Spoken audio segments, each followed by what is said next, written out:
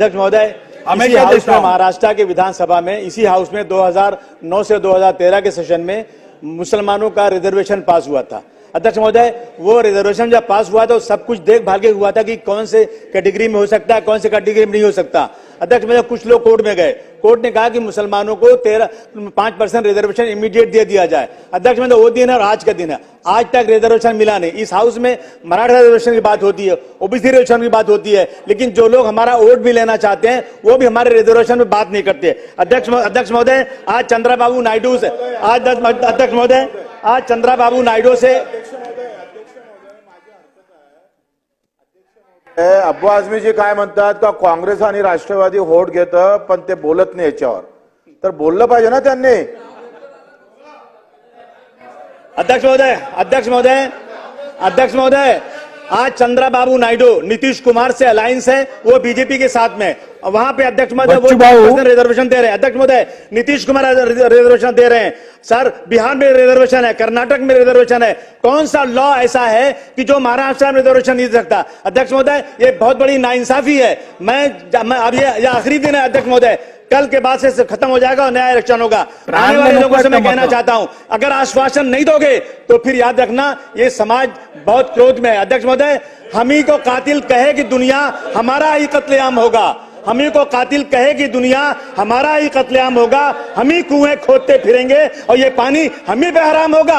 अध्यक्ष महोदय, अगर यही ज़हनियत रही तो मुझे इस बात का डर है कि इस सदी में न कोई अब्दुल हमीद होगा न कोई अब्दुल कलाम होगा। मेरा निवेदन अध्यक्ष महोदय कि हम इस मुल्क में रहते हैं, हम इस मुल्क के डेवलपमेंट में काम करते हैं। अगर महाराष्ट्र में मुसलमानों के साथ नाइंसाफी होगी तो महाराष्ट्र कभी भी विकसित राज्य नहीं कहा जा सकता, डेवलप कंट्री नहीं कहा जा सकता।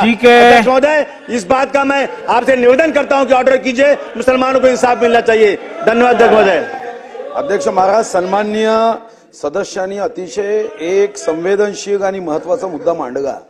मी सन्माननीय सदस्याला हे सांगू शकतो की मुस्लिम धर्म में जो पिछड़ी जातियां है, वो पिंजारी है, बाकी है, उनको आरक्षण अभी भी मिल रहा है। अपने संविधान में पिछड़े और एक मिनट साहब, एक मिनट, संवेदनशील मुद्दा है ना। अपने संविधान में धर्म के आधार पे आरक्षण नहीं है। सुनो तो पूरा सुनो ना भैया। इसके पहले जिन राज्यों ने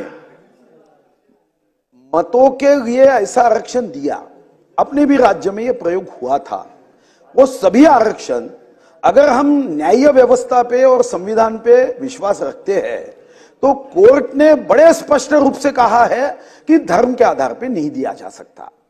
उसके बाद चाहे वो हिंदू हो, मुस्लिम हो, सिख हो, ईसाई हो, पारसी हो, भारत माता का सपूत है, हम सब भाई भाई है।